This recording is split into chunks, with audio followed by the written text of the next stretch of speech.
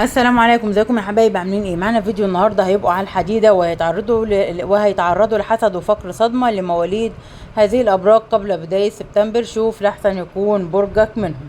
معانا الابراج: فقر وتراكم ديون لمواليد هذه الابراج. هناك 4 ابراج سوف يشهدوا خلال الايام المقبله وما سيحدث لهم قبل نهايه اغسطس، حيث توقع كوارث ومفاجآت صادمه.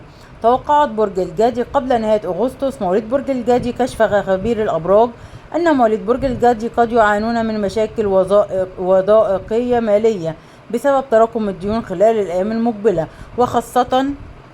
وخاصة قبل حلول شهر سبتمبر. ووجه نصائح لهم بأن يتوخوا الحذر في الشراء والإنفاق بالمستقبل حتى لا يتعرضوا لبيع ممتلكاتهم بسبب التعثر المالي.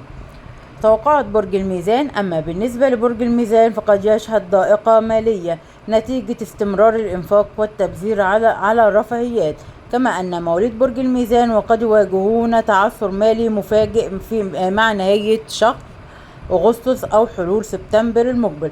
توقعات مواليد برج العذراء: الصدمة فيما يشهده مواليد برج العذراء. سوف يتعرضون لطاقة حسد ونحس في الأيام الأخيرة من شهر أغسطس، وسوف يشعرون بهذه الطاقة مع بداية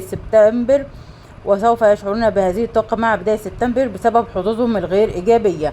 برج الأسد وتوقعاته: من المتوقع أن يتعرض مواليد برج الأسد لأزمات مالية وتراكم للديون في الأيام المقبلة، حيث أوضح خبير الأبراج أن مواليد برج الأسد قد يضطرون لبيع بعض أملاكهم حتى يتجاوزوا الأزمة المالية التي سوف تواجههم. وسوف يشعر مواليد برج الأسد بطاقة حسد وسوء حظ خاصة في الأمور المالية مع نهاية أغسطس حتى بداية سبتمبر، لذلك يجب عليهم في الوقت الحالي وضع خطط مالية وتجنب حالات التبذير حتى لا يقع في مشاكل أو ضائقة مالية.